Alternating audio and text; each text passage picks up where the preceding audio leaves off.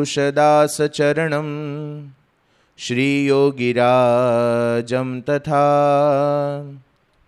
वन्दे श्रीप्रमुखं गुणालयगुरुं मोक्षाय भक्त्या सदा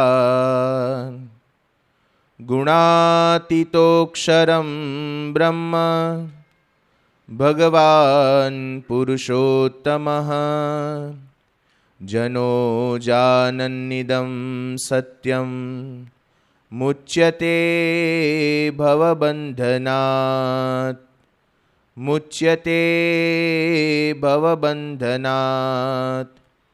श्री स्वामिनारायण भगवाननी जय। अक्षर पुरुषोत्तम महाराजनी जय। गुणातीतानंद स्वामी महाराजनी जय। भगत जी महाराजनी जय। शास्त्री जी महाराजनी जय। योगी जी महाराजनी जय। गुरु हरि प्रमुख स्वामी महाराजनी। सौ प्रथमवार श्रावण मासनी अंदर મહેસાણા ખાતે પારાયણ કરવા આવવાનું થયું છે, તો સર્વપ્રથમ તમામ હરિભક્તોને મારા હાર્દિક જય સ્વામિનારાયણ. અમેરિકાની અંદર ન્યુયોર્ક નામનું શહેર છે. એ શહેરની અંદર એક ન્યૂ બ્રોન્ક્સ વિસ્તાર આવેલો છે. ત્યાં આગળ એક પ્રાણી સંગ્રહાલય છે. હંમેશા દરેક શહેરની અંદર નાના મોટા પ્રાણી સંગ્રહાલયો હોય જ છે. માણસ જ્યારે પોતાની પ્રવૃત્તિમાંથી કંટાળે ત્યારે કંઈક ચેન્જ મેળવવા માટે જતા હોય છે. પરદેશની અંદર પણ લોકો પ્રાણી સંગ્રહાલયમાં ફરવા માટે જાય છે. ઘણીવાર આપણે પ્રાણી સંગ્રહાલયમાં જઈએ છીએ, પ્રાણીઓને જોઈને આનંદ પામીએ છીએ, ચેન્જ મેળવીએ છીએ. આપણને એવું લાગે છે કે પ્રાણીઓને જોઈને આપણને આનંદ થાય છે, પણ ઘણીવાર પ્રાણીઓને જોઈને આપણને આનંદ થાય, પણ ઘણીવાર પ્રાણીઓને પણ આપણને જોઈને આનંદ થતો હોય છે. એ પણ આપણને જોઈને રાજી થતા હોય છે, એને પણ કંઈક ચેન્જ મળતો હોય છે. આ અમેરિકાની ધરતી ઉપર આ જે પ્રાણી સંગ્રહાલય આવ્યું છે એની એક વિશિષ્ટ રચના કરવામાં આવી છે. ત્યાં આગળ ઘણા બધા માણસો આ પ્રાણી સંગ્રહાલય જોઈને જ્યારે થાકીને બહાર નીકળે છે ત્યારે એક રૂમની રચના કરવામાં આવી છે. એ ઓરડાની અંદરથી પસાર થવાનું, પણ એ ઓરડો જુદા પ્રકારનો છે. એની ચારેય તરફ ઉપર નીચે બધી જ જગ્યાએ કાચના તકતા જડ્યા છે. હંમેશા જ્યારે માણસ છે ને કંઈ પણ થાકેલો હોય પણ એને અરીસા સામું મૂકી દો ને એટલે એનો થકાન દૂર થઈ જાય, એનો થાક દૂર થઈ જાય. કોઈ પણ માણસ રસ્તાની અંદર ચાલીને જતો હોય પછી જોજો ઘણીવાર એ ગાડીઓના કાચ ઊંચા કરી કરીને વાળ ઓળશે, શર્ટ સરખા કરશે, પોતાનું મોઢા ઉપર કંઈ ધૂળ ચોટી છે કે નહીં એ જોશે. આ લોકો અંદર પ્રાણી સંગ્રહાલયમાંથી જ્યારે પસાર થાય છે પછી છેલ્લે રૂમની અંદર આવે છે ત્યારે જે પ્રત્યેક માણસો થાકેલા હતા પોતાનું પ્રતિબિંબ જોઈને રાજી થઈ જાય. અને દરેક માણસ સહજ પ્રકૃતિ પ્રમાણે વાળ સેટ કરે, કપડાં સેટ કરે, પોતાનું મોઢું રૂપ જોયા કરે. પણ આખા કાચની અંદર પોતાનું રૂપ જોઈ જોઈને જ્યારે નીચેના વાક્ય ઉપર જ્યારે નજર જાય છે ને ત્યારે બધાની હવા નીકળી જાય છે. એમાં એવું વાક્ય લખેલું, now you are looking at the most ferocious of the world. તમે અત્યારે દુનિયાના હિંસકમાં હિંસક પ્રાણીને જોઈ રહ્યા છો. આગળ તમે જે જોઈને આવ્યા ને એના કરતાં પણ હિંસકમાં હિંસક પ્રાણી કોણ? પોતાનું જ પ્રતિબિંબ જોવે છે. આવું શા માટે લખેલું છે? કારણ કે આજે દુનિયાની અંદર કોઈ સિંહ છે પોતાની જ્ઞાતિના સિંહને નથી મારતો. આજે વાઘ છે, ચિત્તો છે, કોઈ પોતાની જ્ઞાતિના પશુ પ્રાણીને કોઈ મારતા નથી. પણ આજે માણસ છે એ માણસને મારવા માટે તૈયાર થયો છે. એટલા માટે પ્રાણીની ઉપમા આપવામાં આવી છે. જે ભારત દેશની ભૂમિ ઉપર શ્રીમદ ભાગવતની અંદર એવું લખ્યું છે કે દેવતાઓ પણ આ લોકની અંદર મનુષ્ય દેહ ધારણ કરવા માટે ભગવાનને પ્રાર્થના કરે છે, વિનંતી કરે છે. એને આ પરદેશના લોકો બધા પ્રાણીની ઉપમા આપે છે. શા માટે? ગુણાતીત સ્વામીએ પોતાની વાતોમાં એવું લખ્યું છે, સ્વામી કીધું કે દેશ દેશાંતર બહુત ફિર્યા, મનુષ્ય કા બહુત સુકાળ, જાકુ દેખી છાતી ઠરે વાકા પડ્યા દુકાળ. માણસોનો ફુગાવો તો ઘણો બધો છે, પણ જેને જોઈને અંતરમાં શાંતિ થાય ને એવા માણસોનો દુષ્કાળ છે. આજે દુનિયાની અંદર આપણે જોઈએ છે ઘણી બધી પ્રકારની નદીઓ છે, કૂવા છે. કદાચ નદીમાં પાણી ન હોય તોય પણ કહેવાય શું? નદી. કૂવામાં પાણી ન હોય પણ કહેવાય શું? કૂવો. એમ કદાચ હાથ પગ નાક કાન બધું જ હશે, પણ અંદર તત્વ ખૂટે છે માણસાઈનું. એ માણસાઈનું તત્વ ના હોય ને, કહેવાય તો માણસ, પણ અંદર કંઈક ફેરફાર કરવાનો છે, અંદર કંઈક ચેન્જ લાવવાનો છે. એકવાર એક શેઠ પોતાની દુકાનની અંદર બેઠા હતા અને ત્યાં એની પાસેથી એક ભિખારી પસાર થયો. ઉનાળાની કાળઝાળ ગરમી હતી. પેલા ભિખારીએ શેઠને વિનંતી કરી કે શેઠ, મને ભૂખ લાગી છે, કંઈક જમવાનું આપશો? શેઠ એકદમ તાડું કે ગુસ્સામાં બોલવા માંડે, તારા જેવા તો કેટલાય ભિખારી રખડતા આવે. એ કે ચલ ચલ આગળ જા, કશું નથી. પેલો ભિખારી આગળ જતો તો વળી પાછો યુ ટર્ન મારીને પાછો આવીને કહે છે કે શેઠ, કંઈ ખાવાનું ના આપો તો કંઈ નહીં, પણ ઉનાળાની કાળઝાળ ગરમી છે, તરસ લાગી છે, એક ગ્લાસ પાણી તો આપો. શેઠના અંતરમાં ભગવાન વસે. એણે કીધું કે હમણાં ઊભો રહે થોડી વાર, હમણાં મારી દુકાનની અંદર માણસ આવશે ને એટલે આપશે, એટલે કે નોકર આવશે એટલે આપશે. પેલા એ 5-10 મિનિટ રાહ જોઈ પણ કોઈ આવ્યું નહીં. એટલે થોડી વાર પછી વળી પાછું પેલા શેઠને કીધું કે શેઠ, એક ગ્લાસ પાણી આપો ને. શેઠ ગુસ્સામાં કીધું કે તને એકવાર તો કીધું કે માણસ આવશે એટલે આપશે. થોડી વાર ઊભો રહે. વળી પાછી 10-15 મિનિટ જવા દીધી તો પણ કોઈ આવ્યું નહીં. એટલે પેલા ભિખારીએ વળી પાછું કીધું કે શેઠ, એક ગ્લાસ પાણી આપી દો ને, તરસ લાગી છે, બહુ તરસ લાગી છે, ઉનાળાની ગરમી બહુ છે. શેઠ તાડું ક્યાં. શેઠ કે તને કેટલી વાર કીધું, માણસ આવશે એટલે આપશે, માણસ આવશે એટલે આપશે, છાનો માનો ઊભો રહે, તાર આગળ જતો રહે. એ વખતે પેલો ભિખારી મર્મભેદક વાક્ય બોલે છે ને શેઠને કહે છે કે શેઠ, 2 મિનિટ માટે તમે માણસ થઈ જાઓ ને અને તમે એક ગ્લાસ પાણી આપી દો ને. 2 મિનિટ માટે. જો શેઠ હતા, પોતાની પાસે શારીરિક શક્તિ બધી જ છે, પણ કયું તત્વ ખૂટતું હતું? માણસાઈનું. એ માણસાઈનું તત્વ ખૂટે છે આજે દુનિયાની અંદર. લોકો આજે શાંતિ મેળવવા માટે, સુખ મેળવવા માટે બાહ્ય સુધારા કેટલા બધા કર્યા, ચેન્જ લાવ્યા, કેટલો બધો ફેરફાર. ભાષા બદલાઈ ગઈ માણસોની. ખાલી સેજ 2-4-5 મહિના પરદેશ જઈને આવે ને અને ગુજરાતીમાં હા બોલતો એને અહીંયા આવીને યા કરવા માંડે. પરદેશ 5-6 મહિના જઈ આવે અને ચેન્જ આવી જાય છે. આજે અંગ્રેજીનો ક્રેઝ વધતો જાય છે. વાંધો નથી, તમારા દીકરા દીકરીઓ સંતાનોને ભણાવજો, એમાં કંઈ ખોટું નથી, પણ બદલાઈ જાય છે બધું જ અંદરથી. અમારા રાજકોટમાં એક ભાઈ 6 મહિના સુધી પરદેશ જઈને આવ્યા અને પરદેશમાં જઈને આવ્યા અને પછી દેખાયા જ નહીં મંદિરે. એટલે તપાસ કરાવડે કે આવી ગયા છે તો એ કેમ દેખાતા નથી.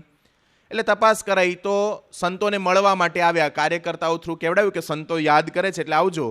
આવ્યા પછી સંતોએ ખાલી એમ મજાકમાં પૂછ્યું કે કેમ, ફાવે છે ને? એ કે સ્વામી, આ ઇન્ડિયા આવે છે ને ડર્ટી લાગે છે. એ કે રાજકોટ સૂકો પ્રદેશ લાગે છે. ખાલી 6 જ મહિના જઈ આવ્યા, તેમની દીકરી ત્યાં આગળ રહે છે, એને મળવા માટે. અમને કાર્યકર્તાએ વાત કરી કે સ્વામી, અમે પહેલાં જ્યારે મળવા જતા ત્યારે તો ફૂલ ડ્રેસમાં મળે, પણ આ પરદેશથી આવ્યા પછી બરમુડા સિવાય વાત જ નહીં. એ કે જ્યારે જુઓ ત્યારે ઘરમાં બરમુડા પહેરીને નાટા માર્યા કરે છે. તો ચેન્જ આવી જાય છે, બદલાવ આવી જાય છે, બોલ્યા કરે, ભાષામાં ચેન્જ આવી જાય, પોતાના વર્તનમાં બદલાવ આવી જાય છે. તો આજે પરદેશની ભૂમિ ઉપર જીવવું એ આપણને બધાને જ ગમે છે, પણ આપણા કલ્ચરમાં, આપણામાં ફેરફાર ઘણો બધો આવી જાય છે. આજે પરદેશની ભૂમિ ઉપર જેમ છોકરાઓ ભણે છે એમ આપણા છોકરાઓને પણ ઇંગ્લિશ સ્કૂલોની અંદર ભણાવવાની અંદર આનંદ આવે છે, મજા આવે છે. અમારા રાજકોટમાં એક છે ને SNK સ્કૂલ છે. હું છે ને રાજકોટમાં રહું છું એટલે થોડા રાજકોટના પ્રસંગ કહીશ પ્રેક્ટિકલ, એટલે તમને પાછું એવું ના લાગે કે આ મહેસાણામાં આવ્યા તો રાજકોટની જ વાતો કર્યા કરે. ત્યાં આગળ છે ને SNK સ્કૂલ છે કિરણભાઈ પટેલની. એ સ્કૂલની અંદર ઇંગ્લિશ મીડિયમની અંદર છોકરાને ભરતી કરવા માટે થઈ અને છોકરો ગર્ભમાં હોય ને ત્યારથી એડમિશન લેવાનું, છોકરો છોકરી જે હોય, અને ગર્ભમાંથી બહાર નીકળ્યા પછી 2-2.5 વર્ષને પ્લે હાઉસમાં મૂકવું હોય ઇંગ્લિશ સ્કૂલની અંદર ભણાવવા માટે 49,000 રૂપિયા ફી. હમણાં જ 2 વર્ષ પહેલાં આપણા એક હરિભક્તના દીકરાને મૂક્યો ત્યાં આગળ.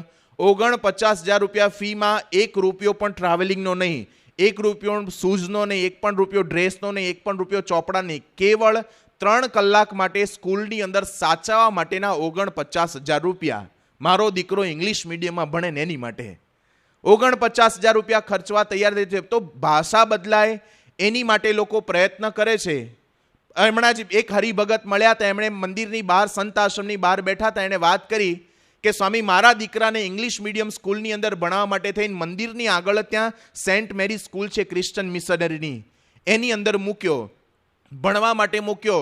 લગભગ 6-7માંથી મૂક્યો તો અત્યારે 12મા ધોરણની અંદર પહોંચ્યો છે અને ત્યાં આગળ ભણવા માટે મૂક્યો તો અત્યારે એ છોકરો કે મારા ઘરની અંદર હું બ્રાહ્મણ છું ને હિન્દુના સંસ્કાર છે એટલે ને મૂર્તિ પ્રત્યે કે મંદિર પ્રત્યે અણગમો છે એવું કહેવા નથી માગતો, પણ આજે હું ખેદ સાથે કહી શકું છું કે એને મેં 8-10 વર્ષ આ ઇંગ્લિશ ખ્રિસ્તી મિશનરી સ્કૂલની અંદર ભણાવ્યો, આજે એ સંપૂર્ણ હિન્દુ તો રહ્યો જ નથી. એ મંદિરમાં આવે છે મને રાજી કરવા માટે, દર્શન કરવા માટે. ઘરમાં ગુજરાતી એને આવડતું નથી, એની માટે પણ અમારે ભાંગ્યું તૂટ્યું ઇંગ્લિશ બોલવું પડે છે. એ છોકરો ગિટાર શીખે છે અને સારામાં સારું વગાડી શકે છે. તો એ ગિટાર શીખવાડવા માટે ચર્ચના પાદરીઓ, ત્યાં પ્રેમ મંદિર છે, એના પાદરીને શીખવાડવા માટે દોડીને જાય છે. પણ જ્યારે મંદિરે લઈ આવો હોય ત્યારે મારે એને 2-3 વાર કહેવું પડે કે તું મંદિરે આવ, ત્યારે મંદિરે માંડ માંડ આવે છે. જો ઇંગ્લિશ મીડિયમમાં ભણાવો એની વાંધો નથી, ભાષા બદલો એનો વાંધો નથી, પણ ક્યારેક સંસ્કારોનું પણ ધોવાણ થઈ શકે છે. પણ ભાષાની બદલાવો આવી ગયો, ચેન્જ આવી ગયો, ભૂષા બદલાઈ ગઈ. આજે વર્ષો પહેલાં આપણા આદિમાનવો છે ખુલ્લા શરીરે રહેતા હતા, અત્યારે છાલ વીંટીને પછી ઝાડની છાલ વીંટીને રહેતા હતા. ત્યાર પછી ધોતિયા શોધાયા, એ ધોતિયા પહેરવા માંડ્યા. ધોતી જબ્બોને માથે પેલી ગાંધી ટોપી પહેરતા હતા. એ આપણી ભારતીય સંસ્કૃતિની અસલ સ્ટાઇલ છે. આ પેન્ટ શર્ટ તો પેલા અંગ્રેજો નાખી ગયા એટલે તમે બધા પહેરતા થઈ ગયા છો. બાકી આ અમે જો ધોતિયા પહેરે છે ને ઓરિજિનલ સ્ટાઇલ છે. એ ધોતિયાની સ્ટાઇલ ઓરિજિનલ, એ હિન્દુ સંસ્કૃતિની રીત છે. તો પહેલાં ધોતિયા પહેરતા હતા, પછી લહેંગા આવ્યા.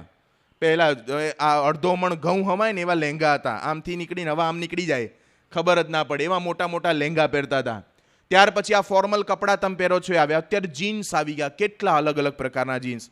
કોઈક લો વેસ્ટ પહેરે ને, કોઈક બૂટ કટ પેન્ટ પહેરે ને, કોઈક કાર્ગો પેન્ટ પહેરે, કોઈક 6 પોકેટ જીન્સ પહેરે, જાત જાતના પહેરે છે, સ્કિન ટાઈટ પહેરે ને.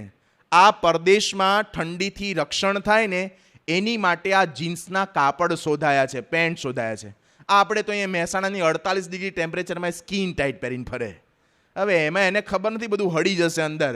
પણ ચેન્જ આવી ગયો, બદલાવ. આજે યંગસ્ટર્સમાં બધાને ખબર છે. તો બદલાવ આવી ગયો, ભૂષા બદલાઈ, ભાષા બદલાઈ, ભોજન બદલાયા. આજે તમે બધા જ કદાચ ઘરની અંદર દાળ ભાત શાક રોટલી ખાતા હશો, પણ તમારી નવી જનરેશનને તમે પિઝા હોટડોગ બર્ગર આપશો ને તો એટલા જ એને ગમશે, એને મજા આવે છે, ચેન્જ મળે છે, આનંદ આવે છે. તો બાહ્ય સુધારા ઘણા કર્યા, બદલાવ લાવ્યા, પણ કંઈક તત્વ ખૂટે છે જે અંદર ફેરફાર કરવાનો છે. પૂજ્ય મહંત સ્વામી વર્ષો પહેલા પરદેશમાં ગયા હતા, ત્યારે મર્સિડીઝ કંપનીની મુલાકાત લેવા માટે ગયા હતા. અને જ્યારે મર્સિડીઝ કંપનીની મુલાકાત લીધી ત્યારે અત્યંત આધુનિક બધી ગાડીઓ બતાવવામાં આવી. એમાં કેટલીક આધુનિક, અત્યારે તો એ બધી ગાડીઓ, અત્યારે નાની સામાન્ય ગાડીઓમાં પણ એ સિસ્ટમ આવી ગઈ. પણ વર્ષો પહેલાં એ ગાડી બતાવી, કંઈ પણ એક્સિડન્ટ થવાનો તો સ્ટિયરિંગમાંથી કે પેલી આગળની કચકડાની બોડી ફાડી અને એરબેગ નીકળે, એટલે તમારી છાતી આગળ આવી જાય, એટલે તમને સ્ટિયરિંગ સાથે અથડાવતો વાગે નહીં.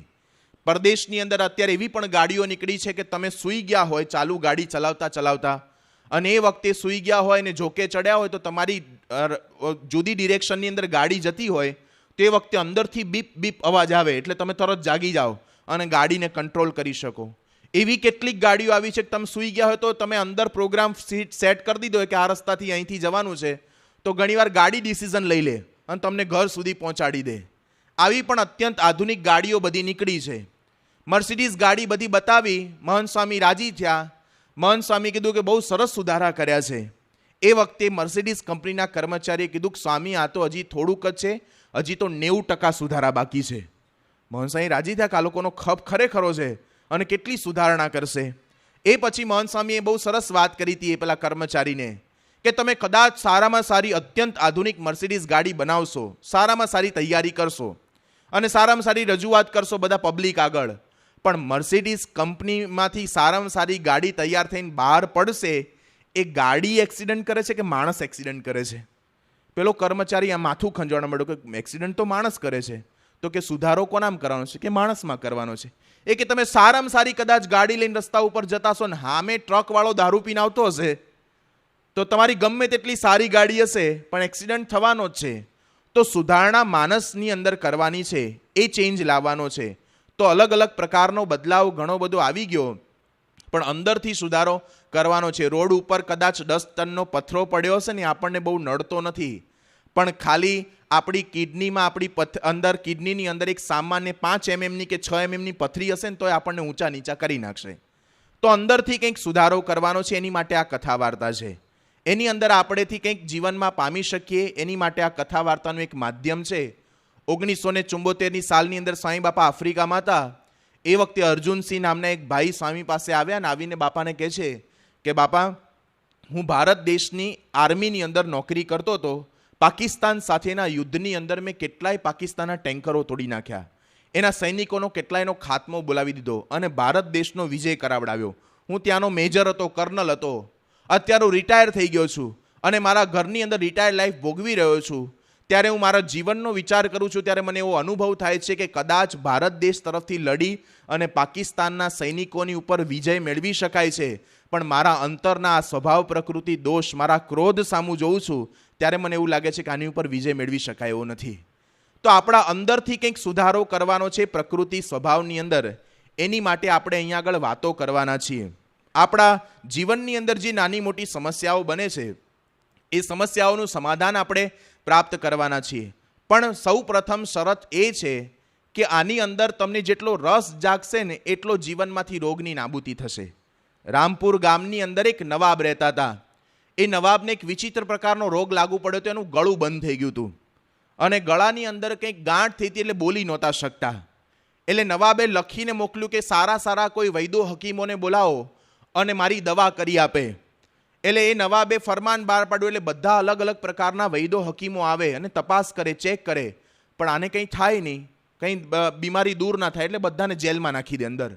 વારંવાર આવું કર્યા કરતા હતા.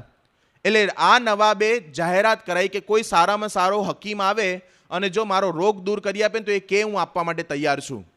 એટલે રાજાએ લખીને ફરમાન બહાર પાડ્યું. એક લીલાધર નામના વૈદ છે આ નવાબ પાસે આવ્યા અને આવીને કીધું કે હું તમારો રોગ દૂર કરી આપીશ. હંમેશા વૈદ છે ને એ નાડી પરીક્ષક હોય. એટલે નાડી આપણી સમગ્ર શરીરની નાડી વાત, પિત્ત અને કફ ઉપર ચાલતી હોય. એટલે એણે તપાસ કરી, ખબર પડી. એણે કીધું કે મારે બીજું કાંઈ નથી જોઈતું, એક ટેબલ લાવો અને ટેબલની સામે તમે બેસો અને હું તમારી સામે બેસું. ભાઈ કે બીજું શું જોઈશે? એ કે 2 કિલો છે ને આમ રસદાર લીંબુ આપો મને અને એક સારું ધારવાળું ચપ્પુ આપો. એ કે આ કઈ તારો ઉપાય છે? એ કે તમે જોયા કરો, બીજું કાંઈ કરવાની જરૂરિયાત નથી. પેલા સામે વ્યક્તિને બેસાડ્યા નવાબને, આ બાજુ લીલાધર વૈદ બેઠા, હાથની અંદર ચપ્પુ લીધું, લીંબુ બતાવે, લીંબુ ટેબલ પર મૂકીને જોશથી આમ કાપો મારે. જેવો કાપો મારે એવો રસ જરે. હંમેશા ઘણીવાર છે ને તમે ખાટી વસ્તુ જુઓ ને અથવા કલ્પના કરો ને તો એ વિધાઉટ કનેક્શન પાણી છૂટશે મોઢામાં. ખાલી લીંબુની વાત કરું ને તો એ ઘણા નામ થૂક ગળવા માંડ્યા હશે કેટલાય. અંદરથી મજા આવે છે. ખાટી વસ્તુ, કાચી કેરી, આંબલી, આ બધા નામ લઈએ ને તો અંદરથી પાણી છૂટે. આણે એક પછી એક લીંબુ કાપવાની શરૂઆત કરી. 2 કિલો લીંબુ કાપ્યા અને ત્યાં તો પેલા નવા બૂમો પાડવા માંડ્યા. એ કે આ શું કરે છે તું? એ કે તમારો અવાજ ખુલી ગયો. એ કે કેવી રીતે? એ કે બીજું કાંઈ નહોતું, તમને ગળામાં કફની ગાંઠ થઈ હતી. આ લીંબુ કાપ્યા ને એમાંથી રસ જર્યો ને તમારા મોઢામાં પાણી છૂટ્યું અને તમારી ગાંઠ નાબૂદ થઈ ગઈ, તમે બોલતા થઈ ગયા. એ વખતે નવાબ રાજી થઈ ગયા, ખુશ થઈ ગયા. સંતો ઘણીવાર આ પ્રસંગ કહીને એમ કહે છે કે લીલાધર વૈદ્ય જેમ લીંબુ કાપ્યા ને એમ અહીંયા આગળ મહેસાણામાં હું 5 દિવસ સુધી તમારી આગળ લીંબુ કાપીશ. પણ તમને જો રસ જરશે ને તો તમારા અંદરથી આ જે પ્રશ્ન છે, સમસ્યા છે, એનું સમાધાન મળી શકશે. પણ જો કંટાળો આવ્યો, કંઈ થાક લાગ્યો, ઊંઘી ગયા તો જીવનમાં કોઈ સમાધાન નહીં મળી શકે ક્યારેય. તો સમસ્યા પ્રત્યેક વ્યક્તિને છે. એ સમસ્યાને પાર પાડવા માટે થઈ અને આ કથા વાર્તા છે. પણ એની અંદર મહિમા હશે ને એટલી મજા આવશે, આનંદ આવશે. ઘણીવાર દુનિયામાં જોજો કેટલાય માણસો એવા છે કે જેને ક્યારેય પૈસા ગણતા કોઈ દિવસ ઊંઘ જ નથી આવી. હું તો છાતી ઠોકીને કહી શકું કે આ સભામાં જેટલા બેઠા છે એમાંથી કોઈને ક્યારેય પૈસા ગણતા ઊંઘ આવી હશે ને એવો એક પણ નહીં હોય. એક પણ નહીં હોય. અરે 2 જણા પૈસાની લેવડ દેવડ કરતા હોય તો એ હારો ત્રીજો નોટો ગણ્યા કરે. 1 2 3 4. તારા હાથમાં એકેય નથી આવવાની તો એ આપણે ગણ્યા કરીએ છીએ. કોક 2 જણા પૈસાની લેવડ દેવડ કરતા હોય તોય આપણી ઊંઘ ઉડી જાય છે. તો આપણે ગણતા હોય તો ક્યાંથી ઊંઘ આવે? પૈસા ગણતા હોય ક્યારેય ઊંઘ નથી આવતી. એકવાર શ્રીજી મહારાજ ગરડાની અંદર બેઠા હતા અને મહારાજ કથા કરતા હતા અને પહેલી જ લાઈનની અંદર બેઠા હતા. એક હરિભગત ઊંઘતા હતા. એટલે પહેલી લાઈન વાળા ઊંઘે છે એવું નથી કહેતો, પણ અહીં પહેલી જ લાઈનની અંદર બેઠા હતા અને જોકે ચડ્યા. પહેલી લાઈનમાં બેઠા ઊંઘે ને તો ખરાબ લાગે, એટલે પહેલી લાઈન વાળા ઊંઘતા નહીં. પહેલી લાઈનની અંદર ત્યાં આગળ મહારાજે જગાડ્યા. એ કે જાગો, તોય પાછા સૂઈ ગયા. બાજુવાળાને થોડી વાર પછી કીધું કાને જગાડો ને જરા. તે પેલાને જગાડ્યા પાછા, તોય આ પાછો સૂઈ ગયો. હારો રીઢો ગુનેગાર હતો. એટલે શ્રીજી મહારાજે હાથની અંદર પેલો માળાનો બેરખો તે લઈ અને છૂટો માર્યો અને માર્યો ને તે જાગ્યા. તે બેરખો બાજુવાળાને પીને પાછો સૂઈ ગયો. મહારાજ કે આમાં કોઈ સુધારો નહીં થાય, જવા દો. એટલે મહારાજે કથાની શરૂઆત કરી. કથા શરૂ થઈ અને એ જ વખતે એક હરિભગત આવ્યા. પહેલા સભામાં આવે ને ત્યારે પ્રથા હતી દંડવટ કરીને બેસવાનું.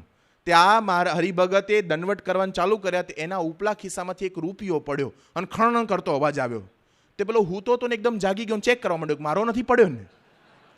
શ્રીજી મહારાજ કે મેં જગાડ્યા ન જાગ્યા, બાજુવાળે જગાડ્યા ન જાગ્યા, બેરખો માર્યો ન જાગ્યા.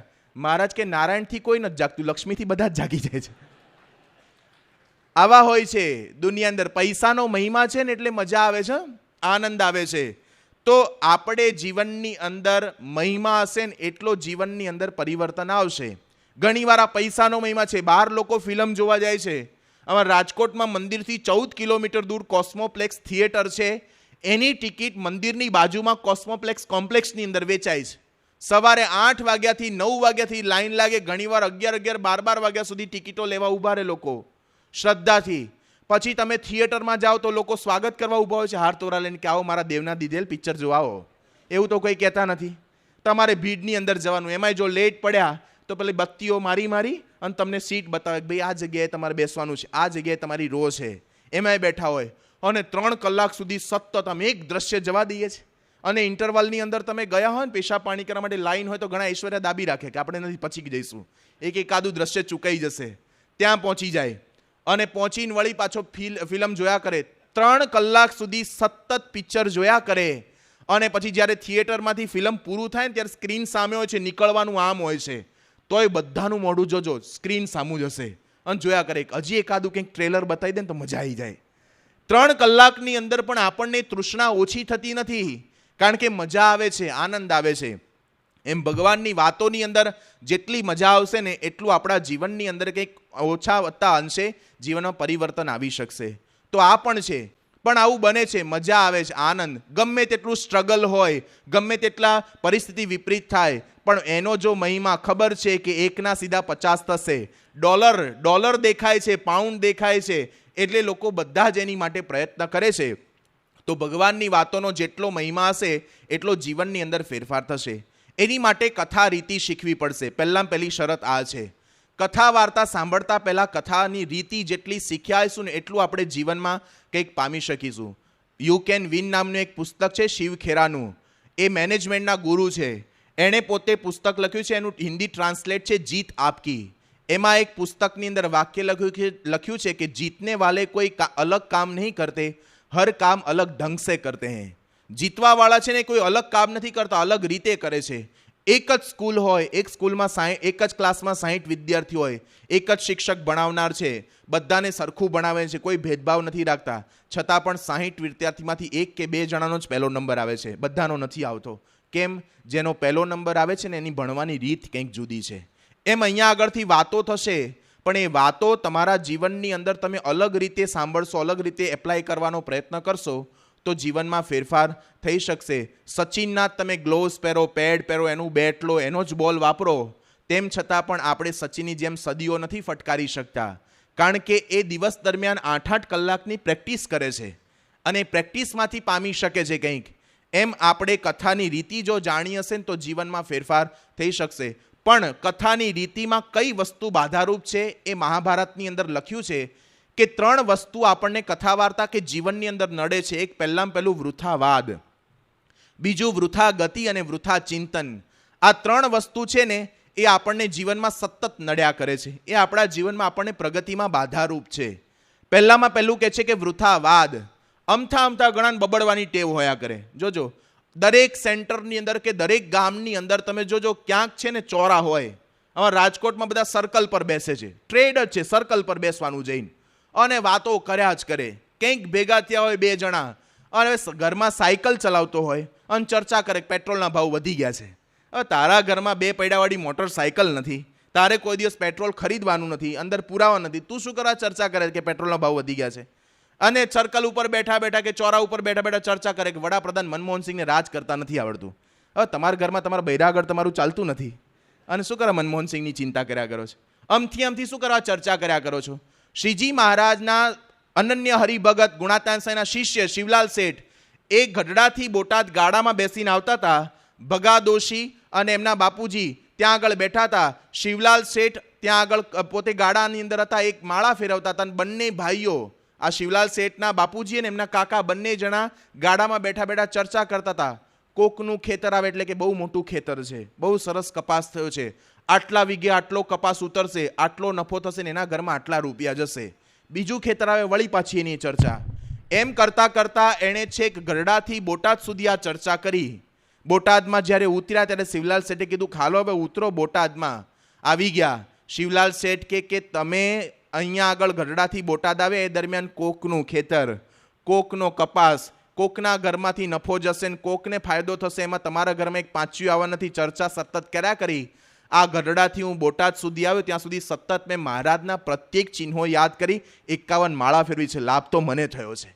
તો આ લોકો વૃથાવાદની અંદર દુનિયામાં કેટલા અમથી ચર્ચા કર્યા કરતા છે. આપણે અત્યારે સભામાં બેઠા છીએ, વૃથાવાદ નથી કરતા, પણ જોજો બહાર ગયા પછી અમથા અમુકને ગપ્પા મારવાની ટેવ જ હોય, અમુક ફાંકોડી હોય, ફાંકા માર્યા જ કરે. તો એવા પણ કેટલાક માણસ હોય છે. તો વૃથાવાદની અંદર સતત સમય પસાર થાય છે. ઘણીવાર વૃથા ગતિ થાય છે. ગુણાતીતાનંદ સ્વામી મજેવડીના દરવાજેથી પસાર થતા ને એ વખતે કેટલાક છોકરાઓનું ટોળું ત્યાંથી નીકળ્યું. સ્વામીએ કીધું, સ્વામી કે ક્યાં જાઓ છો? એ કે કાંઈ નહીં સ્વામી, અમથા દોડ્યા કરીએ છીએ.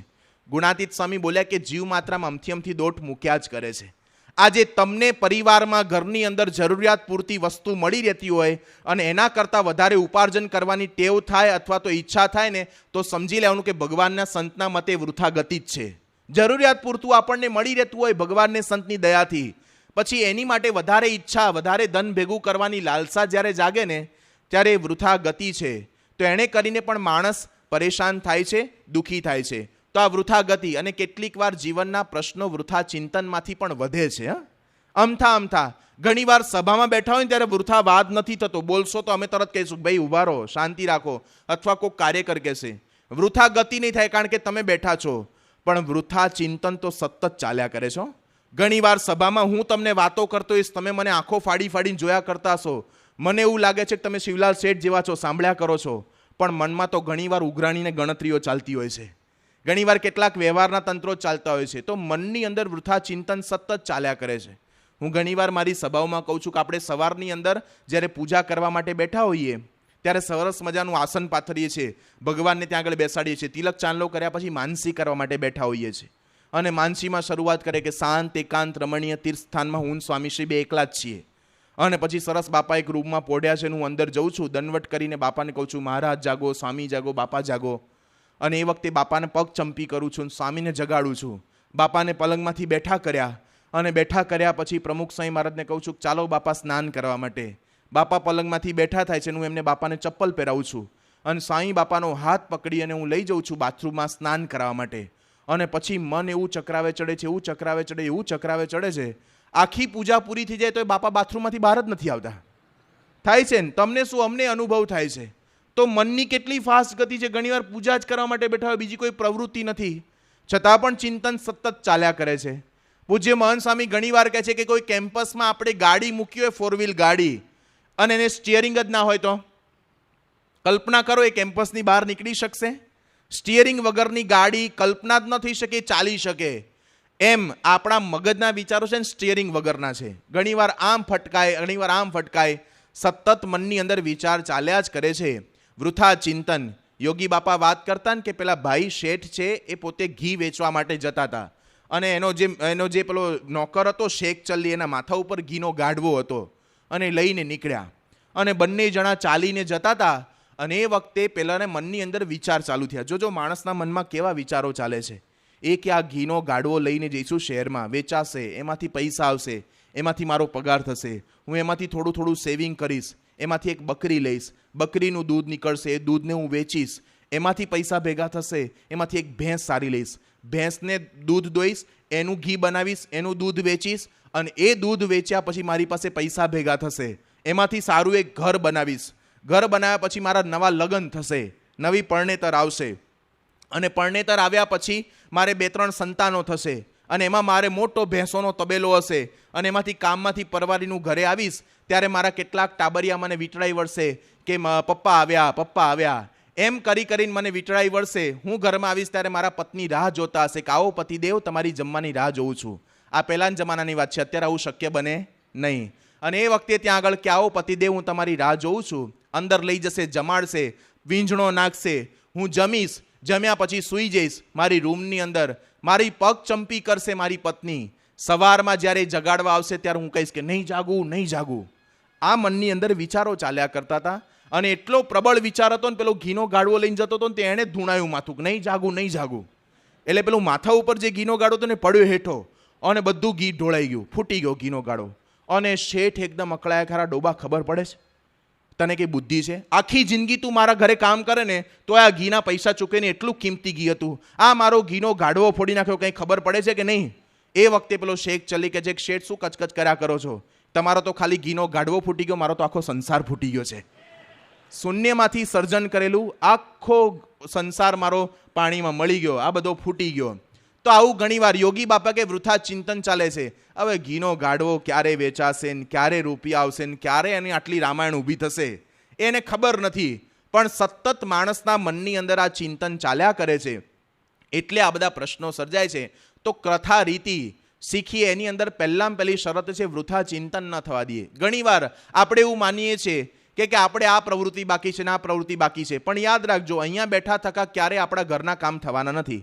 ગુણાતીત સ્વામી અભેસિંહ દરબારને કીધું કે તારું લોધિકાનું કામ બેઠા બેઠા અહીંયા થશે નહીં.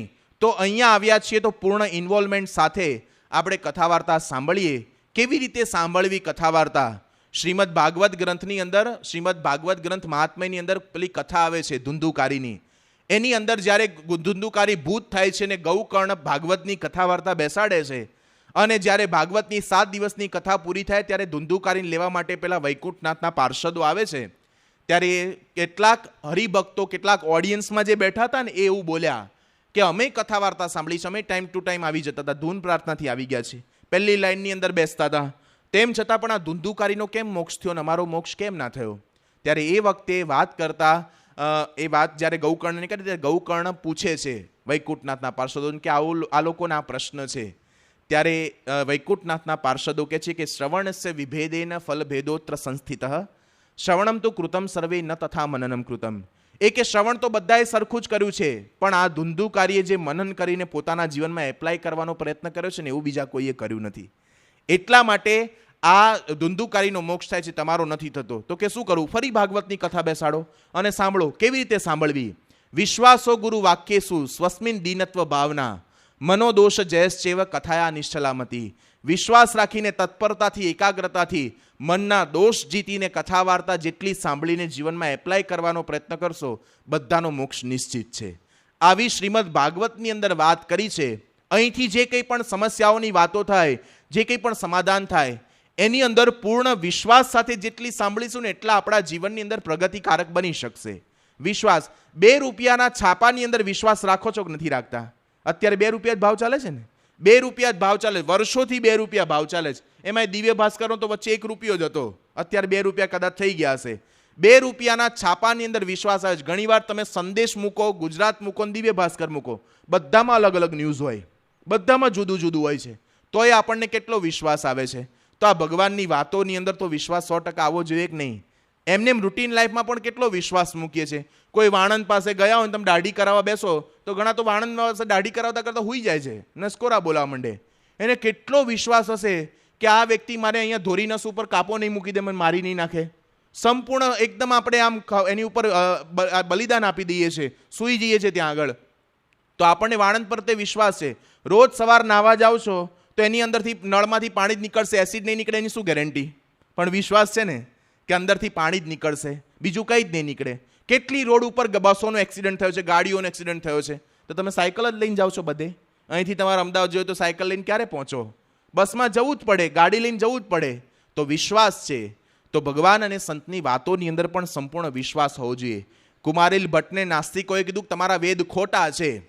એ વખતે ત્યાં આગળ કુમારીલ ભટ્ટે કીધું કે મારા જો વેદ ખોટા હોય ને તો હું આ પર્વત પરથી પડું અને પડ્યા પછી મને કંઈ ન થાય, અરે હું મરી જાઉં તો મારા વેદ ખોટા સાચા, એટલે ખોટા, નેતર મારા વેદ સાચા છે. કુમારીલ ભટ્ટે આવી જ્યારે પ્રતિજ્ઞા કરી અને ઉપરથી પડ્યા, પર્વત પરથી નીચે પડતું મૂક્યું અને એ વખતે એને કાંઈ જ ન થયું, ફક્ત એમની એક આંખ ફૂટી ગઈ. ત્યારે કેટલાક નાસ્તિક માણસોએ કીધું તમે તો એવું કીધું હતું ને મારા વેદ 100% સાચા જ છે, જો સાચા હોય તો તમે પડો તો કાંઈ ન થવું જોઈએ, તો આંખ તો ફૂટી ગઈ. એ વખતે કુમારેલ ભટ્ટ કહે છે કે હું એવું બોલ્યો હતો કે અમારા વેદ સાચા હોય તો, એ તો બોલ્યો હતો ને એટલી પણ મારા મનમાં શંકા હતી, એટલા માટે આંખ ફૂટી ગઈ છે. અમારા વેદ 100% સાચા જ છે. આ વિશ્વાસની દ્રઢતા આપણા જીવનની અંદર હશે ને તો ગમે તેવી વાતો પણ આપણા જીવનમાં પરિવર્તન લાવી શકશે. તો એકદમ એકાગ્રતા સાથે અને તત્પરતાથી આપણા જીવનની અંદર અહીંયા જે કંઈ પણ વાતો થાય એ એપ્લાય કરવી છે, તત્પરતાથી મારે કંઈક પામવું છે, એવી મુમુક્ષુતા સાથે જો વાતો સાંભળીશું તો આપણા જીવનની અંદર સમસ્યાઓનું સમાધાન પ્રાપ્ત થઈ શકશે. ઘણીવાર કથામાં આવ્યા હોય છતાં પણ એ વખતે આવ્યા પછી પણ એવું રહ્યા કરે કે આ તો બધું હું જાણું જ છું, તો એનાથી પણ ક્યારેય પરિવર્તન નહીં થઈ શકે. એક વ્યક્તિ પોતે એક ચીની ગુરુ પાસે વિદ્યા પ્રાપ્ત કરવા માટે ગયા અને જઈને કીધું કે મને તમે વિદ્યા આપો. ત્યારે એણે કીધું કે પહેલાં એક કપની અંદર ચા ભરીને લઈ આવો. પેલા ગુરુની પાસે બાજુમાં એક કેટલી પડી હતી અને લઈને આવ્યા ચાનો કપ અને રકાબી લઈને, અને ત્યાં આગળ આવ્યા ભરેલો કપ ને રકાબી લઈને આવ્યા હતા. અને એ જ વખતે પેલા શિષ્યના હાથની અંદર જે કપ રકાબી હતી એમાં બીજી વધારે ચા નાખવા માંડ્યા. એટલે પેલો એકદમ બૂમો પાડવા માંડ્યો કે આ ચા ઓવરફ્લો થાય છે, બધું પડે છે, તમે આને બંધ કરો. એ કે બસ બંધ કરી. અને પછી પેલા ગુરુએ કીધું કે હું તને જે ઉપદેશ આપવા માંગુ છું એ તું સમજો? એ કે ના. એ કે તું મારી પાસે જ્ઞાન પ્રાપ્ત કરવા માટે આવ્યો છું, પણ તું આ ભરેલા ચાના કપ જેવો છે, એની અંદર હું ગમે તેટલું જ્ઞાન નાખીશ ને બધું છલકાઈને બહાર નીકળી જશે. પહેલાં ખાલી થઈને આવો, પછી હું તને વાત કરીશ. એટલે આપણે અહીંયાથી જે કંઈ પણ વાત થાય એ મારા જીવનના ઘડતર માટેની છે, એ જો મનાશે તો આપણે ખરેખર પામી શકીશું.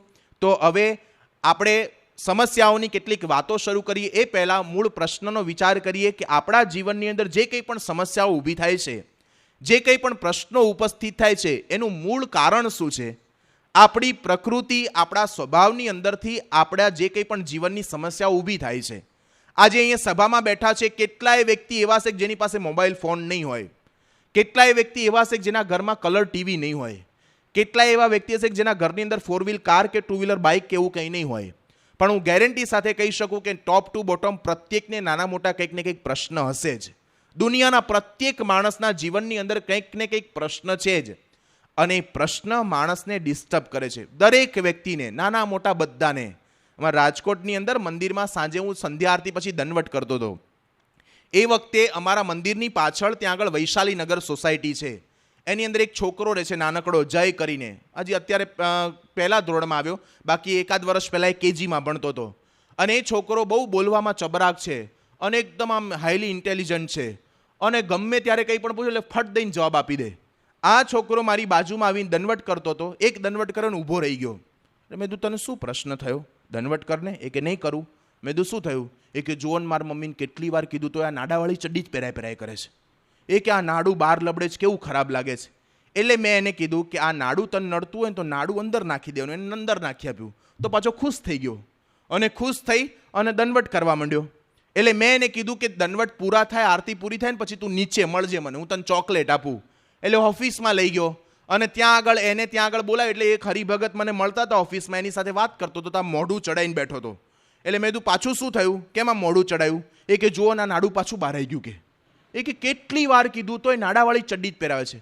પણ મેં કીધું તને શું પ્રશ્ન છે? એ કે આ નાડું ખેંચું તો લાંબુ થાય છે, એમ કરીને ખેંચીને બતાવ્યું. હું ખાલી એટલું કહેવા માંગુ છું, સામાન્ય પ્રસંગ છે, પણ 1 કેજીના છોકરાને નાડાવાળી ચડ્ડી ડિસ્ટર્બ કરી શકતી હોય તો તમારા મારા લેવલના નાના મોટા પ્રશ્નો આપણને ડિસ્ટર્બ નથી કરતા? કરે જ છે. તો પ્રત્યેકને પ્રશ્ન છે, નાના મોટા પ્રત્યેકને. મંદિરની અંદર એક અધિકારી વ્યક્તિ આવ્યા અને આવીને એમણે પોતે પ્રસંગ કીધો કે એક નાનકડો છોકરો સ્વામી મારા ઘરની અંદર છે અને મારા છોકરાને કે અત્યંત સખત રડ્યા કરે, 2 દિવસ સુધી સતત રડતો હતો. અને ત્યાં આગળ એને દવાખાને લઈ ગયા, તપાસ કરાવડાવી. ડૉક્ટર કે આને નખમાંય રોગ નથી, પેટમાં દુખે છે એવું કાંઈ નથી, કે એને દાંત આવે ને પેટમાં દુખતું હોય તોય રડ્યા કરતો હોય એવું નથી. પણ આ છોકરાને ખબર નહીં શું બીમારી છે, કેમ રડવામાં બંધ નથી થતું એ જ ખબર નથી પડતી. પછી ડૉક્ટર કે એક કામ કરી, આપણે એને છે ને કપડાં બધા કાઢી નાખો. એટલે છોકરાના કપડાં કાઢી નાખ્યા અને એક વસ્તુ, એક અંગ તપાસ કર્યા. તે બધું તપાસ કરતાં કરતાં ખબર પડી કે પેલા છોકરાના છેલ્લે પગના ઉપલા ભાગની અંદર અહીંયા આગળ એની મમ્મી સવારે નવડાવતી હતી, નવડાવતા પેલી માથામાં બાંધવાની રબરની રિંગ હોય ને ભરાઈ દીધી હતી 2 દિવસ પહેલાં. તે એમાં છોકરો રડ્યા કરતો હતો. નાનકડી એક રબરની રિંગ ભરાઈ ગઈ હતી ને એમાં. કદાચ તમારા જીવનની અંદર પોતાના તરફથી પ્રશ્ન નથી, પણ કોકાઈન રબરની રિંગો ભરાઈ જશે અને એમાં પ્રશ્નો ઊભા થશે, એમાંથી સમસ્યા ઊભી થશે. તો પ્રશ્ન પ્રત્યેકને છે દુનિયાને, પણ એની અંદર મૂળ પ્રશ્ન ઉપસ્થિત થવાનું કારણ એ આપણી પ્રકૃતિ છે. ગુજરાતીમાં કહેવત છે ને કે પ્રાણ અને પ્રકૃતિ ભેગા આવ્યા અને ભેગા જશે. એમ આપણી પ્રકૃતિ જ્યાં સુધી નહીં ટળે ને ત્યાં સુધી આપણા સમસ્યાઓ ક્યારેય સમાધાન મળવા નથી. શાશ્વત સમાધાન, ટેમ્પરરી સમાધાન મળી શકશે, પણ મૂળ તો સ્વભાવ ટળ્યા પછી જ તમામ પ્રશ્નોનું સમાધાન થઈ શકશે. તો કેવા કેવા પ્રકારની આપણી પ્રકૃતિ હોય છે એની થોડીક કેટલીક વાતો કરીએ. આપણા જીવનની અંદર કેટલીક વાર અહંકારની ઘણા બધાને પ્રકૃતિ હોય છે. અહંકારની કેવી અહંકાર કે ઘરમાં હું કહું એમ જ થવું જોઈએ, બોસિંગ નેચર, આપણે કહીએ એમ જ ચાલવું જોઈએ. તો આ એક પ્રકારની અહંકારની પ્રકૃતિ છે. આજે હું તમને વાતો કરું છું એટલે મારા જીવનમાંથી અહંકાર ટળી ગયો છે એવું નથી. આજે દુનિયાના પ્રત્યેક માણસના જીવનમાં અહંકાર છે. વરતાલની અંદર રઘુવીરજી મહારાજે ત્યાં આગળ એક સાધુને દીક્ષા આપી અને આચાર્ય મહારાજે જાહેરાત કરી કે બધા 4 આંગળ પોતાના આસન ખસેડો તો આ સંત આશ્રમમાં એક નવા સાધુનો સમાવેશ થઈ જાય. બધા ખસી ગયા, પણ એક જણો થોડો હટીલા સ્વભાવવાળો હતો, અહંકારી, એ કે હું નહીં ખસું. તે રઘુવીરજી મહારાજે વીટો પાવર વાપર્યો અને રઘુવીરજી મહારાજે 4 આંગળ એનું આસન ખસેડી નાખ્યું. આને મનમાં ખોટું લાગ્યું અને પોતાનું ફીંડલું વાળી વરતાલ દેશ છોડીને અમદાવાદ દેશમાં જતા રહ્યા. ગુણાત્યાનંદ સ્વામીએ વાતોમાં લખ્યું છે, સ્વામી કે 4 આંગળ ન ખસ્યો પણ 40 ગૌ ખસી ગયો. 4 આંગળ જ ખાલી ખસવાની જરૂરિયાત હતી, પણ એ અહંકારની પ્રકૃતિ. આજે પ્રત્યેક માણસને છે ને અહંકાર આવે ને અંદર એટલે બધું જ કરવાનું ગમે છે, મજા આવે છે, અંદર ગલગલિયા થાય. આજે જોજો આપણા મંદિરોમાં નિર્માનીપણાની વાતો થાય છે, બાપાના પ્રસંગો કહીએ છીએ ને એટલે આપણા જ્યારે વખાણ થતા હોય ત્યારે આમ નીચી મુંડી નાખીને બેઠા હોય, પણ અંદર તો એમ રહ્યા કરવું કે હજી થોડા વખાણ થાય તો મજા આવે, હજી મજા આવે, એવું અંદર સતત રહ્યા કરે છે. આજે આ અહંકારની પ્રકૃતિ આપણા પરિવારમાં પ્રશ્નો ઊભા કરશે, સમાજમાં પ્રશ્નો ઊભા કરશે, એટલીસ્ટ સત્સંગમાં પણ પ્રશ્નો ઊભા કરે છે. કેવા કેવા નુકસાનો જાય છે આ અહંકારની પ્રકૃતિથી. થોડા વર્ષો પહેલાં એક સેન્ટરની અંદર એક ભાઈ ત્યાં આગળ મંદિરમાં સેવા કરે, હું એ સેન્ટરનું નામ નથી આપતો, એ સેન્ટરની અંદર આ ભાઈ સેવા કરે, નાનું હરિ મંદિર, અને ત્યાં આગળ પછી બાપાએ મંદિરના વિકાસ માટે 2 સંતોને મૂક્યા અને સ્વામી કે તમે અહીંયા રહેજો. સંતો ત્યાં આગળ રોકાયા અને એ વખતે ત્યાં આગળ પેલા હરિભગત મંદિરમાં સેવા કરતા અને આ એકાઉન્ટ લખવાની સેવા, પોતાના ઘર બહારની કોઈ ચિંતા ન કરે, રાત દિવસ જાગીને બધી જ સેવા કરતા. અને એમના કોઈ મહેમાન આવ્યા હશે, વડીલ વ્યક્તિ, અને એમના કોઈ રિલેટિવ આવ્યા અને ત્યાં આગળ એમણે પ્રસાદનું ચોખ્ખા ઘીનું મોટું બોક્સ આપ્યું. એટલે પેલા કોઠારી સંતે એવું કીધું કે નાનું બોક્સ આપો, આ કોઈ બહુ મોટા વ્યક્તિ નથી, આપણા મંદિરની બહુ આવક નથી, તો નાનું આપો. અને એકદમ આ અકળાઈ ગયા. એ કે તમે મને ના પાડનાર કોણ? એ કે હું સાધુ છું અને મને અહીંયા કોઠારી તરીકે બાપાએ મૂક્યો છે એટલે મારો અધિકાર છે તમને રોકવાનો, એટલા માટે હું તમને કહું છું.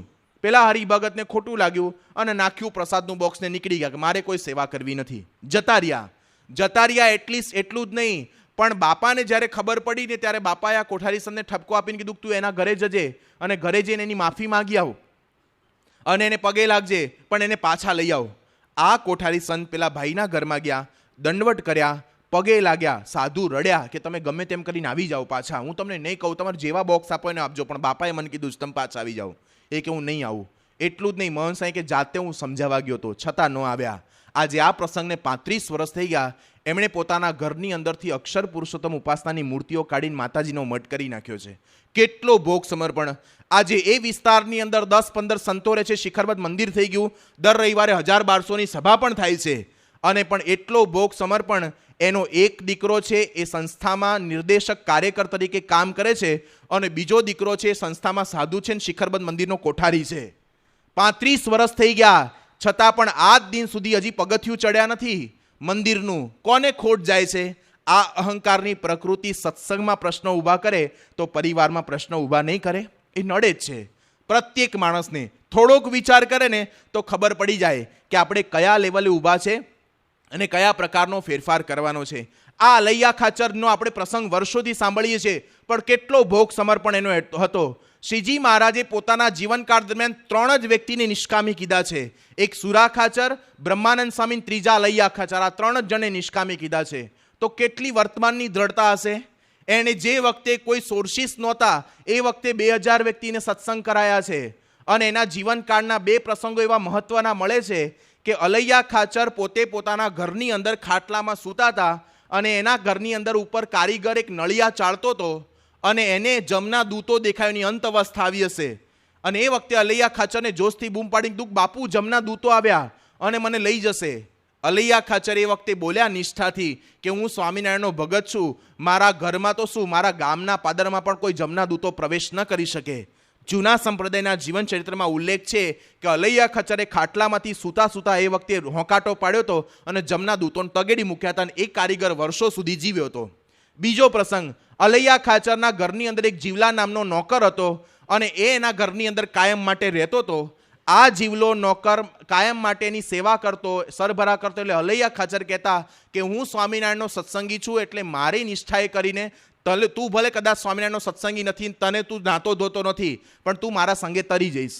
અલૈયા ખાચર એકવાર બહાર ગયા હતા ફરવા માટે, વિચરણ કરવા માટે, અને પાછા આવ્યા અને એ વખતે જોયું તો પેલો જીવલો મરી ગયો હતો અને ગામમાંથી એને લઈ ગયા હતા અગ્નિ સંસ્કાર કરવા માટે ત્યાં આગળ સ્મશાનની અંદર.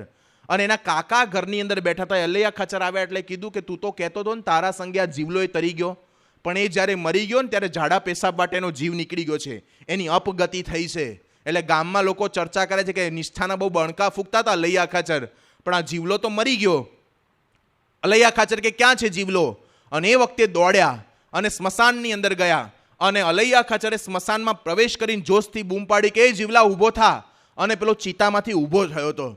અને એ વખતે પૂછ્યું અલૈયા ખાચરે કે તું ઊભો થયો પણ ક્યાં ગયો તો? કે હું તો તમારા સંગે તરી ગયો છું, ભલે કદાચ ઝાડા પેશાબ માટે મારો જીવ નીકળી ગયો છે, પણ ભગવાન સ્વામિનારાયણ એના પરમહંસો મને તેડવા માટે આવ્યા હતા, હું તો અક્ષરધામમાં બેઠો છું, મારી કોઈ અવગતિ નથી થઈ. અલૈયા ખાચર કે જા પાછો અક્ષરધામમાં જતો રહ્યો. અને પાછો મરી ગયો, હુઈ ગયો અને એને હળગાઈ દીધો, ચિતા આપી દીધી, એને અગ્નિ સંસ્કાર કરી દીધા. હવે કેટલી જબરજસ્ત નિષ્ઠા હશે, પણ એ અલૈયા ખાચરના અંતરની અંદર માનનો એક ફણગો ફૂટ્યો. શ્રીજી મહારાજે પરીક્ષા કરી, પોતડી ખેંચી અને જતા રહ્યા. જતા રહ્યા. તો સત્સંગની અંદર આ પ્રશ્ન નડે છે તો એના ઘરની અંદર અહંકારની ટકરામણ ક્યારેય નહીં થઈ હોય? થઈ જ હશે. આટલા વર્ષો પછી પણ અલૈયા ખાચર હજી સત્સંગમાં ડોકાયા નથી. તો એ અલૈયા ખાચરનું આટલું પતન થયું એના પોઝિટિવ પાસા કોઈ નથી કહેતું, પણ નેગેટિવ પાસા જ કહે છે. આ તો સત્સંગમાં આવે એટલે આ બધા પ્રસંગો કહીએ છીએ, બાકી પરિવારના નાના મોટા પ્રશ્નો છે ને બહાર આવતા જ નથી ક્યારેય. તો આ નડે છે આ પ્રકૃતિ. તો અહંકારની પ્રકૃતિ પ્રત્યેક વ્યક્તિને નડે છે. પોતાના નામની લાલસા, ઈચ્છા રહ્યા કરે. ઘણીવાર ઘણા જોજો ભેટ લખાવતા હોય ને તો એની ઈચ્છા રહ્યા કરે કે મારી જાહેરાત થાય. નો ડાઉટ આપણે ત્યાં થાય છે, એમાં ખોટું નથી, પણ ક્યારેક રહી જાય ને તો ખોટું ના લાગવું જોઈએ. મુંબઈની અંદર સંતો પધરામણી કરવા માટે ગયા હતા એક ઘરે, તે એક ભાઈ અંદર ઘરમાં લઈ ગયા હતા, આખો શોકેસ બતાવ્યો. શોકેસમાં શું હતું? જેટલા મંદિરોમાં ગયા હોય ત્યાં થાળ ભેટમાં જે પહોંચ પડાયું ને એની પહોંચ મઢાઈને રાખી હતી. મહેસાણામાં ગયા હોય તો ત્યાં લખાયું, રાજકોટમાં ગયા ત્યાં લખાયું, અમદાવાદમાં ગયા ત્યાં લખાયું, જેટલા લખાય એની પહોંચ મઢાઈને રાખી હતી. એ કે પ્રત્યેક સંતો આવે ને બતાવું છું કે હું આટલી સેવા કરું છું. આ સેવા કરે છે પણ અંદર ફણગો છે, એ નડ્યા કરે છે. તો આ અહંકારની પ્રકૃતિ માણસના જીવનની અંદર નડે છે. આ અમદાવાદ શહેર જ્યારે બાંધ્યું અહમદ શાહે, એ વખતે જ્યારે અમદાવાદનો કિલ્લો ચારે બાજુ ચણતા હતા, એ વખતે ત્યાં આગળ એક માણેકનાથ નામનો એક બાવો રહેતો હતો. એ બાવો જ્યારે અહમદ શાહ કોટ ચણે અને કોટ ચણે ને સાંજે જ્યારે કારીગરો ઉતરે ત્યારે એ કોટની સાથે સાથે સાદડી વણે, અને જેવો સાંજ પડે ને અને કામ પૂરું થાય અને સાદડી આખી વીખી નાખે. એટલે જેટલો કંઈ પણ કોટ ચણ્યો એને પાછો તૂટી જાય. એટલે અહમદ શાહ વિચાર કરે કે રોજ આપણે આટલી મહેનત કરીને કોટ ચણીએ છીએ, આ કોક ચણવા નથી દેતું. એટલે ફરતા ફરતા ખબર પડી કે આ માણેકનાથ કોઈક આવી જાદુઈ વિદ્યા જાણે છે. એટલે માણેકનાથ પાસે આવ્યા અને માણેકનાથને કીધું કે આવું કામ શા માટે કરે છે? એ કે એટલા માટે એવું કરું છું કે તારા નામ ઉપરથી તો આખું આ અહેમદાબાદ નગર, આ અમદાવાદ નગર આખું તૈયાર થશે, તો મારું તો ક્યાંક નામ રાખ. મને પણ એવી અપેક્ષા છે કે મારું નામ રહે, એકાદો વિસ્તાર તો મારા નામનો રાખ. એ વખતે અહમદ શાહ કે વાંધો નહીં, પણ હવે તમે નડતા નહીં, હું તમારા નામથી એક વિસ્તાર રાખીશ. એ માણેકનાથના નામ ઉપરથી માણેક ચોક વિસ્તાર પડ્યો છે. આજે આ માણેક ચોક વિસ્તાર છે ને એ માણેકનાથના અહંકારનું પ્રતીક છે. એને ઈચ્છા રહ્યા કરતી હતી કે મારું નામ આગળ આવે. એણે કરીને બીજાને પણ આ પાછા પાડવાની વૃત્તિ એ અહંકારની અંદરથી જન્મે છે. જો બહાર દુનિયાની અંદર આ બધા પ્રશ્નો નડતા હોય તો પરિવારમાં પણ ક્યારેક અહંકારથી કોકના ટાંટિયા ખેંચવાની વૃત્તિ જન્મશે અને પરેશાન કરશે. તો આ એક વસ્તુ નડે છે, અહંકારની પ્રકૃતિ. કેટલીક વાર ઈર્ષ્યાની પ્રકૃતિ. ઈર્ષ્યા એટલે સંતો ઘણીવાર કહે છે કે તમારા ઘરની અંદર, અરે બાજુવાળાના ઘરની અંદર ફ્રીઝ આવે ને આપણા ઘરમાં ધુમાડા નીકળે ને તો સમજી લેવાનું કે આ છે ને ઈર્ષ્યાની પ્રકૃતિ છે. અમથા બળતરા ઊભી થયા કરે અને રહ્યા કરે અંદરથી, એમ સતત રહ્યા કરે કે આ કેમ આગળ વધી ગયો. ટાંટિયા ખેંચ વૃત્તિ યોગી બાપા કહેતા, અંદરથી રહ્યા કરે. પેલો રાજા નિર્વંશ હતો અને રાજાએ જાહેરાત કરી કે મારે સંતાન નથી તો મારે રાજા બનાવવા છે. તો ગામની અંદરથી બધાને ભેગા કર્યા અને ગામમાં ટોપ ટુ બોટમ બધા જ આવ્યા અને ઘણા અમુક તો સાવ એજેડ હતા એ આવી ગયા, જે 2-5 વર્ષ રાજામાં રાજ કરવા મળ્યું આવી ગયા, બધાને ભેગા કર્યા અને રાજાએ ઉપરથી જાહેરાત કરી કે આ મારા હાથમાં પીછું છે, હું વહેતું મૂકું છું, જેના માથા ઉપર પડે લઈને મારી પાસે આવે. રાજાએ પીછું છોડ્યું, અંદર જઈને બેઠા. 5 મિનિટ, 10 મિનિટ, 15 મિનિટ, અડધો કલાક જતો રહ્યો, દેખાયા નહીં અને પાછા આવ્યા અને આવીને જેવો પ્રવેશ કર્યો, બહાર આવીને ઝરૂખામાં આવીને જોયું તો પીછું હજી હવામાં જ તરતું હતું. કેમ આવું થયું? એ કે પેલાના માથા ઉપર પીછું પડે ને તો બાજુવાળો ફૂંક મારે કે તારા માથા ઉપર કેમ પડે, એટલે ત્યાંથી પછી બીજાના માથા ઉપર ત્રીજો ફૂંક મારે કે તારા માથા ઉપર શેનું પડે. રાજા કે આમાં એકેય રાજા બનવાના લાયક નથી, ચલો આપણું કેન્સલ આ કાર્યક્રમ, હું જેટલા વર્ષ રહીશ ને એટલા વર્ષ રાજ કરીશ, પછી વિચારશું ક્યારેક કોકને બનાવવા છે કે નથી બનાવવા. પણ આ ટાટિયા ખેંચ વૃત્તિ, કોઈ આગળ વધી જાય આપણને ગમતું જ નથી, આપણને પ્રશ્ન થાય છે, તકલીફ થાય છે. 2 સગા ભાઈ ભેગા રહેતા હોય ને પણ આ જો ઈર્ષ્યાનો ભાવ હશે ને તો પરિવારમાં મોટી સમસ્યા ઊભી કરશે અને પરિવારની અંદર આગળ નહીં વધવા દે. અમારા નારાયણ મુનિ સ્વામી એકવાર સારંગપુરમાં પ્રસંગ કીધો હતો કે 2 વ્યક્તિ બંને જણા સ્કૂલની અંદર છોકરો અને છોકરી ભણે, કોલેજમાં આવ્યા, 12મામાં બંનેને સારામાં સારા ટકા, મેડિકલ લાઇનની અંદર ગયા, બંને વચ્ચે પ્રેમ વધ્યો, બંને નક્કી કર્યું કે આપણે લગ્ન કરશું. બંને જુદી જુદી જ્ઞાતિના હતા અને બંને જણાએ નક્કી કર્યું હતું કે આપણે લગ્ન કરવા જ છે અને કરશું લગ્ન. પણ એના ઘરની અંદરથી વિરોધ, એટલે લગ્ન ન થવા દીધા. કેટલા વર્ષ નીકળી ગયા, આ બંને જણાની 35 વર્ષની ઉંમર થઈ ગઈ, છતાં પણ બંને જણાએ રાહ જોઈ કે જ્યાં સુધી આ બંને જણા ઘરના સભ્યો હા ના પડે ત્યાં સુધી આપણે લગ્ન નથી કરવા. અને 35 વર્ષે બંનેના મા બાપ નમ્યા અને બંને જણાએ લગ્ન કરીને ભેગા થયા. લગ્ન થયા અને 6 જ મહિનામાં છૂટાછેડા થઈ ગયા. કેમ આવું થયું? 35 વર્ષ સુધી રાહ જોઈ અને છૂટાછેડા થઈ ગયા. કેમ આવું બન્યું? પ્રશ્ન એટલો જ હતો કે પેલા ભાઈને મનમાં સતત બળતરા રહ્યા કરતી હતી કે હું પણ ડૉક્ટર છું, આ પણ ડૉક્ટર છે, પણ મારી પત્ની મારા કરતાં વધારે કેમ કમાય. એનાથી એનો ઉત્કર્ષ સહન નહોતો થતો, એટલા માટે અંદર ઈર્ષ્યાની આગ ઉત્પન્ન થઈ હતી. એ ઈર્ષ્યાની આગ અંતે બંને જણાને છૂટા પાડીને રહી. તો ઈર્ષ્યા નડે છે, પરિવારના પ્રશ્નોમાં પણ નડશે, તો આ નડ્યા કરે છે. મહાભારતમાં પ્રસંગ આવે છે કે દુર્યોધન એક દિવસ દિન પ્રતિદિન સુકાતો જતો, એટલે એ વખતે પાંડવો જ્યારે રાજસૂય યજ્ઞ કરતા હતા અને બધાને દાન આપતા હતા અને આ બાજુ દુર્યોધન સુકાય, એટલે કોઈકે પૂછ્યું કે દુર્યોધન તારું વજન કેમ ઉતરવા માંડ્યું છે આટલું બધું? ત્યારે દુર્યોધન કે મારી પાસે બધી જ વસ્તુઓ છે, સુખ સાહેબી બધું જ છે, પણ આ પાંડવો રાજસૂય યજ્ઞ કરીને લાખો રૂપિયાનું દાન આપે છે ને એ મારાથી જોવાતું નથી. હવે એના ઘરનું એ દાન આપે છે, આપણને શું કરવા બળતરા થવી જોઈએ? પણ આ એક પ્રકારની ઈર્ષા છે. શ્રીજી મહારાજે લખ્યું કે યથાર્થ ઈર્ષાવાળો હોય ને એ તો કોઈની પણ મોટાઈને ક્યારેય સહન કરી શકે નહીં. તો આ ઈર્ષાની પ્રકૃતિ છે એ માણસના જીવનની અંદર નડે છે, પરિવારની અંદર પણ નડે છે. કેટલીક વાર ક્રોધની પ્રકૃતિ હોય છે, ઘણા હાઈલી ઇન્ફ્લેમેબલ હોય. તમે રસ્તા ઉપર જતા હોય ને તો પેલું પેટ્રોલની કે ડીઝલની ગાડી જતી હોય ને એમાં લખ્યું હોય અતિ જ્વલનશીલ પદાર્થ, હાઈલી ઇન્ફ્લેમેબલ, એ કે આનાથી દૂર જ રહો. ઘણા નામ પેલું ખોપડી દોરી હોય ને આગળ આમ મૂક્યા હોય 2 હાડકા અને લખ્યું હોય ખતરા. એટલે ઘણા માણસો છે ને આવા જ હોય. સંતો ઘણીવાર પ્રસંગ કહે છે પેલા બાપુ હાથ પકડીને જતા હતા અને આંગળી પકડીને છોકરાને લઈને જતા હતા તો કોક કે સામેથી મળ્યું, પૂછ્યું કે બાપુ કેમ છે? એ કે અમારે જે હોય તારે શું, ખાલી પૂછ્યું છે કે કેમ છે. પછી પેલા એ પૂછ્યું બાપુ તમારો દીકરો છે? એ કે તારો હોય તું લઈ જા. પણ તમને ખાલી પૂછે છે, પહેલી વાર તમને હાથ પકડીને જાઓ છો ને જોયા છે, પણ પૂછી પણ ન શકાય. હાઈલી ઇન્ફ્લેમેબલ. થોડા વર્ષો પહેલા એક પ્રસંગ સાંભળ્યો તો એક ચીનની અંદર કંઈક કંપની સાથે કેટલાક કર્મચારીઓની ડીલિંગ હતી અને મોટો સોદો થવાનો હતો. એમાં કંપનીનો જે માલિક બેઠો હતો અને કેટલાક બહારની કંપનીવાળા આવ્યા હતા એ બેઠા હતા અને એમાં ચર્ચા ચાલતી હતી મિટિંગમાં. અને એમાં એક માખ પસાર થઈ અને માખ સતત ફરિયાદ કરતી હતી, એને કોઈ કંટ્રોલ નહોતું કરી શકતું, એટલે બધા ડિસ્ટર્બ થતા હતા. એટલે સામેની કંપનીવાળા જ્યારે આ લોકો સાથે ડીલિંગ કરવા માટે આવ્યા હતા અને પ્રશ્ન આ થયો માખનો, એટલે સામેવાળી કંપનીવાળાએ બધાએ સોદો કેન્સલ કર્યો કે આ માખને નથી આચવી શકતા, તમે હું અમારી કંપની સાથે ડીલિંગ કરવાના, એમ કરીને જતા રહ્યા, સોદો કેન્સલ કર્યો અને લાખો રૂપિયાનો જે ફાયદો થવાનો હતો એની નુકસાની ભોગવવી પડી. એટલે આ ચીનનો જે આ કંપનીનો માલિકોનો અત્યંત ક્રોધે ભરાયો અને એણે પોતાના જીવનકાળ દરમિયાન 40 કિલો માખને મારી નાખી હતી.